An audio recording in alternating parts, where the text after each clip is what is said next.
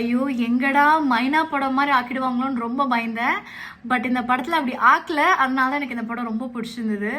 சிறை பார்த்தவங்களுக்கு நான் என்ன சொல்றேன்னு புரியும். பார்க்காதவங்க டெஃபினட்டா பார்க்க வேண்டிய ஒரு படம். இப்போ ஓடிடியில் ரிலீஸ் ஆயிருக்கு. நான் தியேட்டர்ல ஃபர்ஸ்ட் டைம் பார்க்குறப்பவே எனக்கு நிறைய விஷயங்கள் அந்த படத்துல ரொம்ப பிடிச்சிருந்தது. அது பேசின மத அரசியலா இருக்கட்டும், மூணு ஸ்ட்ராங்கான ஒரு ஃபீமேல் கேரக்டர்ஸ் நான் பார்த்தேன். அப்துல்லோட அம்மாவா வந்தவங்க மலையாளியா வந்திருப்பாங்க அந்த படத்துல, அவங்க and Kalaiyarasi the female lead and கலையரசியோட அக்காவா பண்ணவங்க. இவங்க 3 ஃபீமேல் கேரக்டர்ஸுமே அவ்வளோ பவர்ஃபுல்லாக இருந்தது. அதாவது வந்து இவ்வளோ நாள் நம்ம வந்து நிறைய characters different way of women empowerment or ஒரு விமன் ஸ்ட்ராங்கான கேரக்டர்ஸ் நம்ம பார்த்துருப்போம்.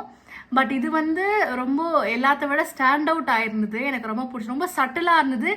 எட் very opinionated and strong mind set உள்ள 3 பெண்கள் கேரக்டர்ஸாக நான் இதை பார்த்தேன். நீலோத்தி வந்து நான் லூப் மோட்ல கேட்டுட்டே இருக்கேன். Hats off to the music. Because படத்தில் எல்லா இடங்கள்லையுமே வந்து ஒரு இடத்துல கூட அந்த மியூசிக் வந்து ஹெவியாகவே ஃபீல் ஆகல. எனக்கு த்ரூ அவுட் மியூசிக் ரொம்ப பிடிச்சிருந்தது. And how beautifully the casting was on point. அந்த பீட் விக்ரம் பிரபுவாக இருக்கட்டும், அப்துல் அண்ட் கலையரசி நடிச்சவங்களா இருக்கட்டும், 3 பேருமே வந்து அப்படியே அந்த கேரக்டரோடய வாழ்ந்துட்டாங்க அப்படின்ற மாதிரி தான் சொல்லணும். அண்ட் முக்கியமாக இந்த படத்தை பார்த்து முடிக்கிறப்போ உங்களுக்கு வந்து இந்த உலகத்தில் வந்து நல்லவங்களும் எக்ஸிஸ்ட் ஆகிறாங்க அப்படின்ற ஒரு நம்பிக்கை வந்து அந்த நம்பிக்கை நமக்கு கொடுக்கும்.